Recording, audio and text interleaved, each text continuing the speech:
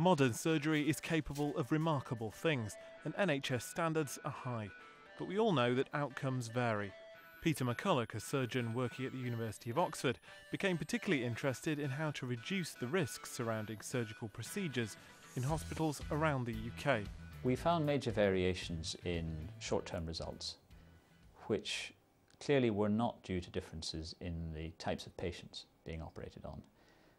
But we knew that these were all highly trained, dedicated professionals, and it therefore seemed obvious that some systems of care were functioning better than others. So the question was, why? Of course, surgical teams in the UK are very well trained and professional, so just what could account for the very different levels of performance? Peter and his team believe the answers could be found by studying other high-risk, complex organisations. The idea is to see how what they do could be applied right here in the hospital environment. The Quality, Reliability, Safety and Teamwork Unit, or QRSTU, have researched the work done in the airline industry to improve communication and reduce hierarchy.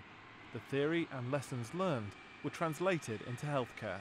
It has allowed all the different people in theatres to come together, to work as a team and really to communicate as a team so that people understand what everybody wants. Here at the Oxford University Hospital's NHS Trust, the research unit has been working to translate the lessons from aviation to healthcare to improve reliability and safety. The lists run more smoothly.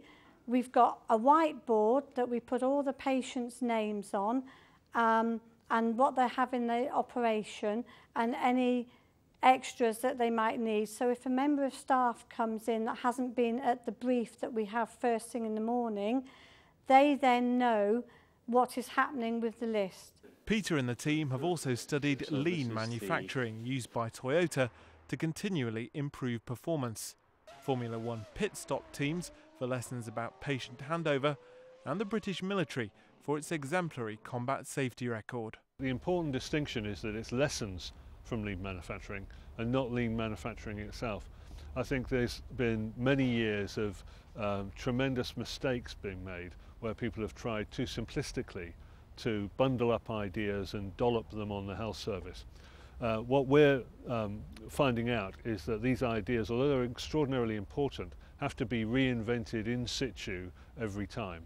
In a previous study on a surgical emergency unit, Steve and the QRSTU team worked alongside ward staff to adapt the Toyota Lean system of quality improvement to the ward environment.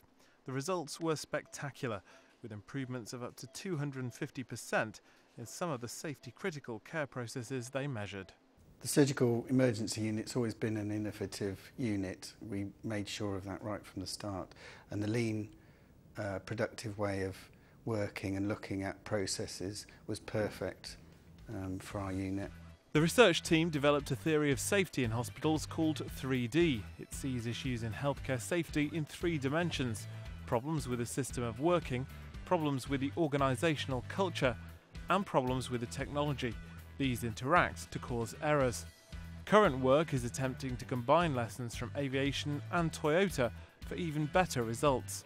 Early signs are promising, and it's hoped the methods could be more widely adopted throughout the NHS, potentially making operations safer and saving lives.